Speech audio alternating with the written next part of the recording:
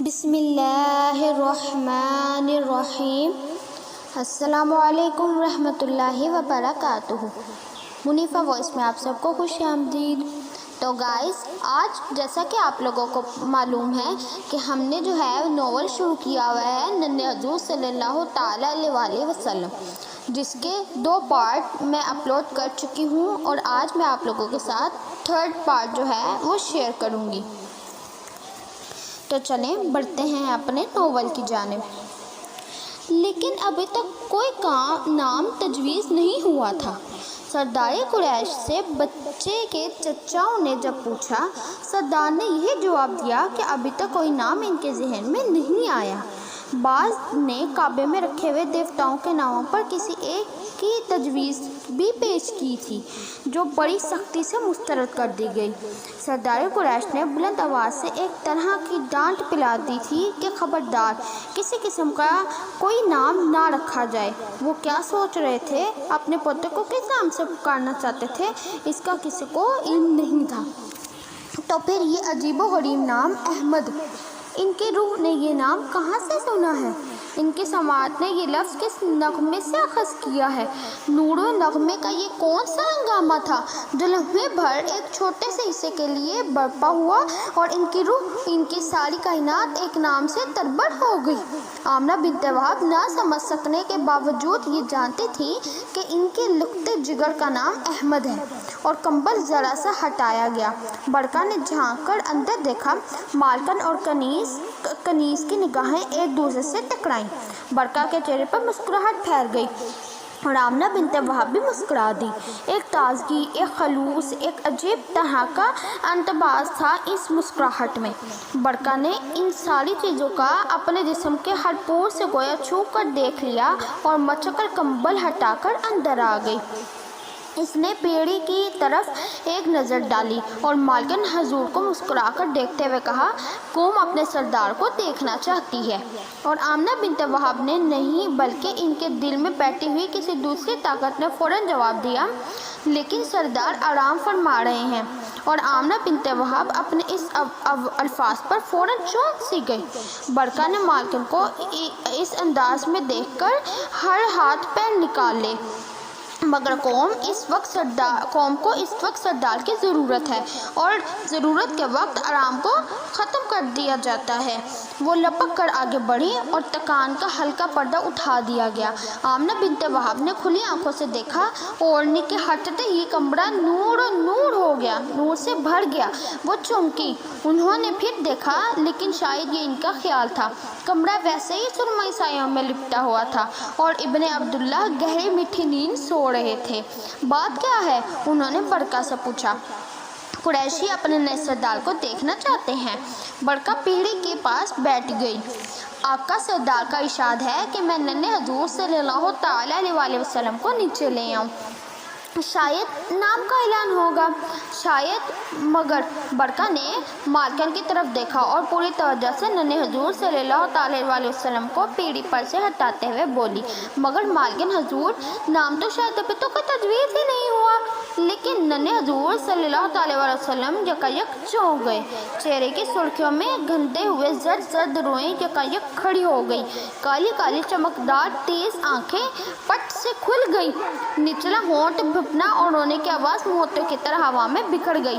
ارے آرام سے برکا، ڈرا دیا تو نے تو۔ ماں کی محبت رسید کے پیالے میں سے اٹھتے ہوئے بھاپ کی طرح بل کھا کر چکرا گئی۔ نانا میرے حضور، میرے آقا، میرے مالک، نانا میری زندگی۔ برکا نے ایک سانس میں بہت کچھ کہہ دیا، اور ننھے حضور صلی اللہ تعالیٰ علیہ وسلم کو اپنے سینے سے لگا لیا۔ خوش قسمت برکا، تیری روح آسمان کی بلندیوں کو چھونے لگی ہوگی۔ ماں کی ہونٹوں پر مسکراہٹ آ گئی، اور انہوں نے بڑی شدت سے محسوس کیا کہ انہوں نے برکا کو ضرورت سے زیادہ ہی ڈانٹ دیا۔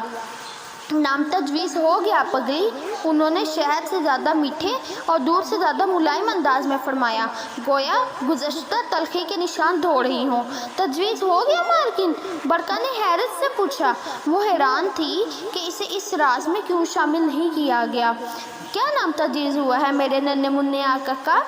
हजूर की खामोशी पर बरका को कितना प्यार आ रहा था। आमना बिनते वहाब बता देना चाहती थी लेकिन रुक गई। सुन लेना, आका सरदार बता देंगे।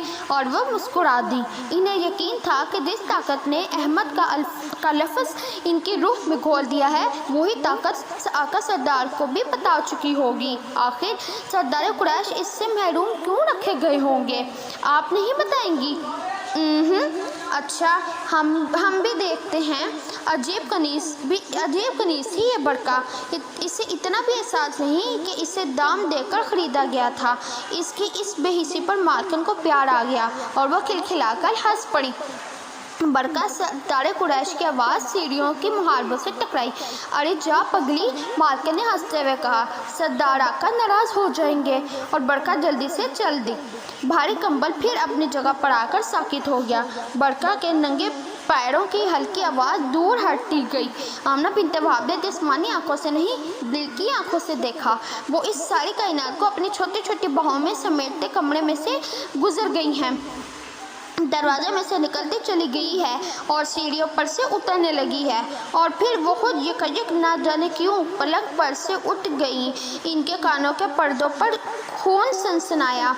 उन्होंने थोड़ी देर बैठकर अपने आप को समेटा, फिर हाथों पर जोर देकर उठी। आज 8 दिन के बाद फर्श की ठंडकों ने इन मुकद्दस पैरों को चूमा था। वो आहिस्ता आहिस्ता चली, कदम ब कदम इर्द गिर्द पड़ी हुई चीज़ों का सहारा लेती हुई, और दरवाजे के करीब आकर रुक गई। नीचे से आवाज़ों का हजूम जैसे तेज़ी से सीढ़ियों पर चढ़ रहा था और आमना बिनते वहाब की समाज से लिपटा जा रहा था। नन्हे हजूर की आमद ने मेहमानों में तहलक सा पैदा कर दिया था। गोया बाद बहारा का झोंका आ गया जिसने पूरा गुलशन झूम उठा। सारे मेहमान बरका के इर्द गिर्द जमा हो गए। दुश्मनों के शाने बिखराए खड़े थे और नजरें अपनी सारी कदावतें भूलकर एक दूसरे के गले मिल रही थीं। इब्ने अब्दुल्ला के चमकदार स्याह आँखें, खूबसूरत गाल इन सारी नज़रों को गले मिला रही थीं। सबने तारीफ़ की। कुरैशियों के मखसूस हुस्न की दाद बड़ी फराहानी से दी गई। चमकदार आँखें और नाक से ऊपर मिलती हुई भवें के मेहराब को खूब सराहा गया। लेकिन इस हजूम नज़र और हजूम अल्फाज के बावजूद इब्ने अब्दुल्ला इसी तरह बरका के आगोश में पड़े आहिस्ता आहिस्ता आँखें झपकाते रहे। इस शोर नज़रों के इज्तिमा और कई उंगलियों से इस लम्स के बावजूद इस हसीन नन्हे चेहरे पर कोई तब्दीली नुमायां नहीं हुई। बिलाखिर सरदार कुरैश के हाथ बढ़े। उन्होंने अपनी दौलत को बरका के हाथों पर से उठाया और अपने चौड़े सीने से लगा लिया। एक अजीब सुकून, एक अजीब फरहत बुरी रगों में तैरने लगी और वो न जाने क्यों खिड़की की तरफ घूम गए। वो खुद नहीं जानते थे कि वो खिड़की के बाहर क्या कर रहे हैं। दौड़ अबूकस की बुलंदियों पर सड़कें मिलकर जुदा हो रही थीं। इनके नीचे मक्के का चौक था। इसी चौक पर एक सुबह अब्दुल्ला ने अपने खजूरों से लदे हुए ऊँटों की महार थामी थी और मिताली सड़कों पर जाकर इसकी बुलंदियों के इस तरफ नीचे उतर गए थे। हर रोज़ काफ़िला इन सड़कों पर चढ़ते और फिर दूसरी तरफ उतर जाते हैं, लेकिन अक्सर ये होता है कि ये काफ़िले कुछ दिन बाद इसी बुलंदी पर फिर नज़र आते और उतर कर चौक में आ जाते हैं। शायद सरदार कुरैश इसी को देखने के लिए घूमे थे। शायद इन्हें उम्मीद थी कि कोई काफिला अभी अबूकास की बुलंदियों पर दिखाई देगा। ढलवान सड़क पर चलकर नीचे उतरेगी और फिर मुसाफिर भागता हुआ आएगा। दरवाज़ा खुल जाएगा, सीढ़ियाँ कतई हो जाएंगी और नौमौलूद बच्चा किसी के सीने से लगकर बाप की शफकत के ठंडे मीठे सायों में सिमट कर सो जाएगा। शायद यही वजह थी कि सरदार कुरैश के सामने पहाड़ियाँ पिघलने लगी।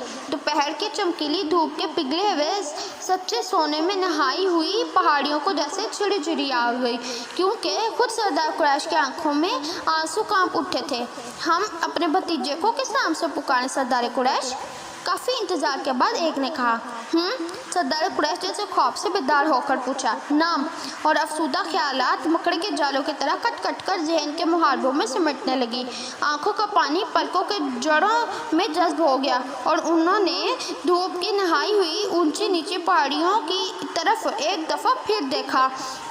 آمنہ بنت وہب سردار قریش جواب سننے کے لیے ہمتن گوش ہو گئی۔ کھڑکی کے سامنے پھیلی ہوئی پہاڑیاں نئی نہ تھیں۔ سردار قریش انہیں صرف دیکھا ہی نہیں بلکہ اپنے پیروں سے چھوا اور ان کے اکثر سرگیجوں کو کچلا اور ٹھکرایا بھی تھا، لیکن آج ان کی بلندی اور پستی، ان کا ناہموار پھیلاؤ عجیب معلوم ہوتا تھا۔ ایسا معلوم ہوتا تھا کہ کہیں سے نیچے اور کہیں سے اونچی پہاڑیاں محض بے جان بے روح مٹی اور پتھر کے ڈھیر نہیں ہیں، ایک زندہ جاندار لفظ ہیں جنہیں قدرت نے زور اول سے مکے کے سینے پہ لکھ دیا تھا۔ اس سے پہلے سردار قریش نے اس لفظ کی طرف دھیان نہیں دیا، انہوں نے کبھی اسے پڑھنے کی ضرورت محسوس نہیں کی، لیکن آج اس سوال نے کہ ہم اپنے بھتیجے کو کس نام سے پکاریں، سردار قریش کو اس لفظ کے پڑھنے پہ مجبور کر دیا تھا۔ انہوں نے اس لفظ کو صاف صاف پڑھا اور پھر صاف الفاظ میں سنا دیا، محمد۔ انہوں نے کہا تم اپنے بھتیجے کو محمد صلی اللہ تعالیٰ علیہ وآلہ وسلم کے نام سے پکارو گے، اور آمنہ رضی اللہ تعالیٰ عنہا کا دل بلیوں اچھلنے لگا۔ محمد اور احمد صلی اللہ تعالیٰ علیہ وآلہ وسلم ایک لفظ کے دو پہلو، تو سردار قریش نے بھی وہ نغمہ سن لیا اور اس سے یہ نام اخذ کر لیا۔ آمنہ بنت وہب کو اب یقین ہو گیا تھا کہ انہوں نے غلط نہیں سنا۔ محمد صلی اللہ تعالیٰ علیہ وسلم۔ حرب بن امیہ نے حیران ہو کر پوچھا کیا عبداللہ کے یتیم کو محمد کے نام سے پکارا جائے گا؟ آمنہ نے ان باتوں کو سننے کی ضرورت محسوس نہیں کی اور پلٹ گئی۔ ہاں، سردار قریش نے ایک انداز تفاخر سے کہا، میرے پوتے اور میرے 9 بیٹوں کے بھتیجے کا نام محمد صلی اللہ تعالیٰ علیہ وسلم ہے۔ حرب بن امیہ، تم حیران کیوں ہو رہے ہو؟ عرب اپنے لفظوں کے صحیح معنیوں کو اب سمجھ سکے گا، اس سے پردہ ڈالا۔ نام تو بہت اچھا ہے، میں صرف اس لیے حیران ہو رہا تھا کہ قریش میں یہ نام کبھی سننے میں نہیں آیا۔ قریش میں ہی نہیں، عرب، پورے عرب میں کہو، مکے کے سینے میں یہ نام صدیوں اور قرنوں سے امانت کے طور پہ محفوظ تھا۔ آج مکہ اپنی امانت سے سب گوش ہو رہا ہے۔ سردار قریش کے الفاظ کھوکھلے معلوم نہیں ہوتے تھے، ان میں ابوقاس کی عظمت اور چڑھتی دھوپ کا جلال تھا۔ حرب بن امیہ اور دوسرے قریش اس سے مرعوب ہو کر رہ گئے، لیکن عرب نے اپنی ڈوبتی نسبوں کو ہنسی کا سہارا دیا۔ سردار کی اس محبت پر قریش کو فخر ہے، اس نے کہا اور بات ختم کر دی۔ اوپر کے کمرے میں آمنہ بنت وہب کو شیر گرم رسید بڑا لطف آ رہا تھا۔ وہ اپنے عبداللہ کی خوشی میں پوری طرح شریک ہو رہی تھیں اور انہیں نہ جانے کیسے یہ پورا یقین ہو چکا تھا کہ یہ سب کی مٹی زیادہ دیر تک اپنی امانت کی حفاظت نہیں کر سکی، اور عبداللہ موت کے پردے کو چیر کر اس عظیم خوشی میں شریک ہونے کے لیے آ گئے ہیں۔ وہ پوری شدت، پورے خلوص اور پوری سچائی سے محسوس کر رہی تھیں کہ رسید کے پیالے میں تنہا ان کی انگلیاں ڈوب ڈوب کر نہیں ابھرتی، بلکہ ان کے سرتاج ان کے ساتھ ہیں، اور کیوں نہ ہوتے، ان کے اکلوتے کا پہلا جشن تھا، وہ یثرب میں کیسے رک سکتے تھے؟ سبحان اللہ۔ تو گائز، آج جیسا کہ آپ لوگوں نے اس ناول کا 3rd پارٹ سنا، امید کرتی ہوں آپ کو میرا یہ واقعہ بھی بہت ہی زیادہ پسند آیا ہوگا۔ اگر آپ کو میری یہ ویڈیو اچھی لگی تو اس کو لائک، شیئر اینڈ سبسکرائب کرنا مت بھولیں گا۔ ملتی ہوں اس کے 4th پارٹ کے ساتھ، تب تک کے لیے اللہ حافظ۔